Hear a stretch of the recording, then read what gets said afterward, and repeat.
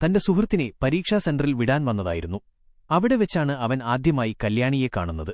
കല്യാണിയുടെ സൗന്ദര്യം കണ്ട മാത്രയിൽ തന്നെ ചൈതന്യ അവളുമായി പ്രണയത്തിലായി. സത്യത്തിൽ കല്യാണിയും അവിടെ വന്നത് പരീക്ഷ എഴുതാനായിരുന്നു. എന്നാൽ ഗാർഡ് അവളുടെ ഹാൾ ടിക്കറ്റ് നോക്കിയപ്പോൾ പറഞ്ഞു, നിങ്ങൾ വന്ന സെന്റർ തെറ്റിപ്പോയി എന്ന്. ഇത് കേട്ട കല്യാണി ശരിക്കും പേടിച്ചുപോയി. അവൾ വേഗം പുറത്തിറങ്ങി ചൈതന്യയോട് സഹായം ചോദിച്ചു. എന്നെ എന്റെ പരീക്ഷാ സെന്ററിൽ ഒന്ന് കൊണ്ടുപോയി വിടുമോ? ഒന്നും ആലോചിക്കാതെ ചൈതന്യ പറഞ്ഞു, പിന്നെന്താ, വേഗം ബൈക്കിൽ കയറിക്കോളൂ. ചൈതന്യ അവളെ വേഗത്തിൽ ശരിയായ പരീക്ഷാ സെന്ററിലെത്തിച്ചു. പരീക്ഷ കഴിയുന്നതുവരെ അവൻ അവൾക്കായി കാത്തുനിന്നു. പരീക്ഷ കഴിഞ്ഞ് കല്യാണി പുറത്തിറങ്ങിയെങ്കിലും ചൈതന്യയെ ശ്രദ്ധിക്കാതെ പോകാൻ തുടങ്ങി.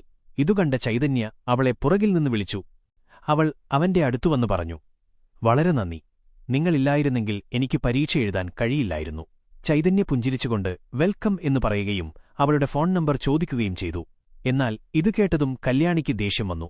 അവൾ പൈസയെടുത്ത് ചൈതന്യയുടെ നേരെ നീട്ടിയിട്ട് അവിടെ നിന്നും പോയി. പിറ്റേ ദിവസം ചൈതന്യയുടെ സുഹൃത്തുക്കൾ വിവാഹത്തിനായി പെൺകുട്ടികളുടെ പ്രൊഫൈലുകൾ നോക്കുകയായിരുന്നു. അപ്പോഴാണ് കല്യാണിയുടെ പ്രൊഫൈൽ അവരുടെ മുന്നിൽ വരുന്നത്. കല്യാണിയുടെ ചിത്രം കണ്ടതും ചൈതന്യ സുഹൃത്തിനോട് പറഞ്ഞു, ഈ പെൺകുട്ടിക്ക് നീ ചേരില്ല. എന്നിട്ട് ചൈതന്യ സ്വന്തം പ്രൊഫൈലെടുത്ത് കല്യാണിക്കൊരു ഡേറ്റിംഗ് റിക്വസ്റ്റ് അയച്ചു. അവൻ റിക്വസ്റ്റ് അയച്ച ഉടനെ തന്നെ കല്യാണി അത് സ്വീകരിക്കുകയും കാണേണ്ട സ്ഥലം അയച്ചുകൊടുക്കുകയും ചെയ്തു. ഇനി എന്താണ് സംഭവിക്കാൻ പോകുന്നത്? നമുക്ക് അടുത്ത ഭാഗത്തിൽ കാണാം.